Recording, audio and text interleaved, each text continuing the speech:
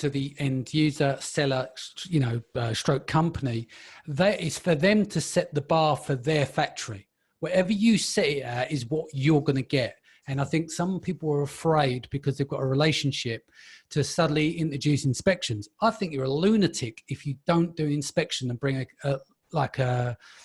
if you bring a container over it, even if you bring a pallet, you should get everything expected. Even if you use the cheap end guys that are like $200 a day, $175 a day.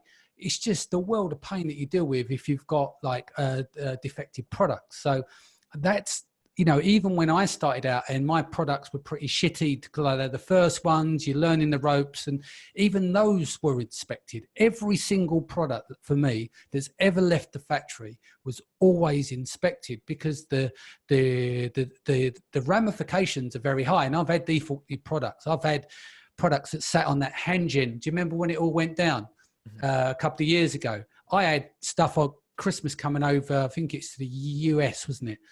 I had, it wasn't much, it's like 30 grand's worth of stock on there. So I had that nightmare.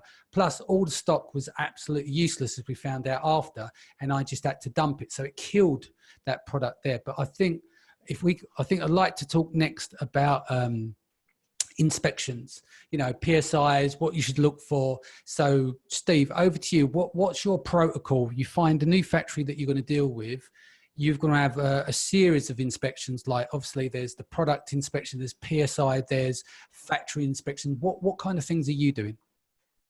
So when we're qualifying a new factory, most often we will go to that factory to begin with, and that's part of our vetting process to determine if that factory is even viable to begin with. And we look at all the things that kind of were alluded to earlier by Angie, right? The cleanliness of the facility. If the raw materials need to be held in a temperature controlled area, how is that temperature controlled area? We actually look at the waste areas too. If they have a bunch of waste that's just randomly thrown here and there, that shows us about their practices. We make the best choice we can. And when we're starting, we will do pre-shipment inspections. That's the last one before it's kind of loads and goes out. We'll often do during production inspections just to see how everything's going. And we'll even often do raw materials inspections when the raw materials arrive, make sure they're being treated or acclimated or dealt with in the right ways, because that's what you need to do for a new supplier if the scale is sufficient. Now, I know that maybe some people's heads are spinning out there. They're like, holy crap, lab tests and multiple inspections, and you can only do what you can do, but you can absolutely do a pre-shipment inspection, like Danny said. That's an absolute minimum. Absolute minimum. I can't drive that home enough. I know I sound like a lunatic, but it's nothing. $175, $200. When you think if you've got something that's worth 30, 40 grand and the mess it takes, the time it takes to clean up that mess, it's just game over. It's just pointless to not spend that money. Yeah. By the way, Danny, most, 95, 99% of the stuff we bring in is on term. So if we don't like it when it gets here anyway, we don't have to pay for it.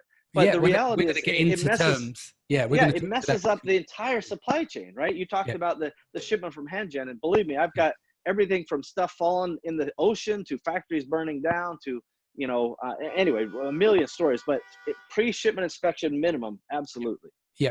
Kian?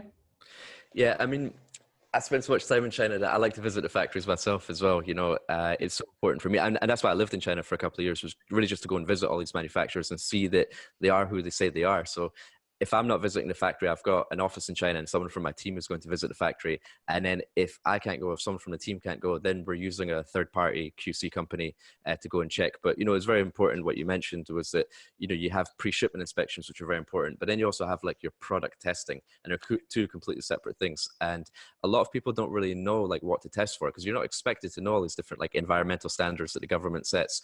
But, talk to your QC company. There's loads of them out there. There's cheaper ones in China and there's high-end ones in the UK and US, but basically ask them, okay, this is the teddy bear that I'm importing. What are my legal and what are my industry standards which I must adhere to? And they will say, well, okay, legally you need to pass for this test and this test, but it's also an industry standard to pass for this test.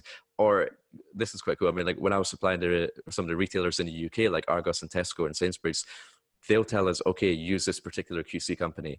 Then I would use that company and they would tell us, okay, Argos must have these standards that you must adhere to. And they would just list them to us. And I would pass those on to the factory and say, you must pass this, this, and this. And the onus is on them to actually go ahead and pass it. And you definitely want to do that product testing in China before you actually ship your goods. Because the last thing you want is to ship your goods, you test them when they come to the US, and then you find out that they're not basically fit for purpose. Then you've got a massive headache on your hands, and all the goods are here. But at least if there's any problems with the product, you can correct them while they're in China and while they're at source at the manufacturer's expense before you ship anything.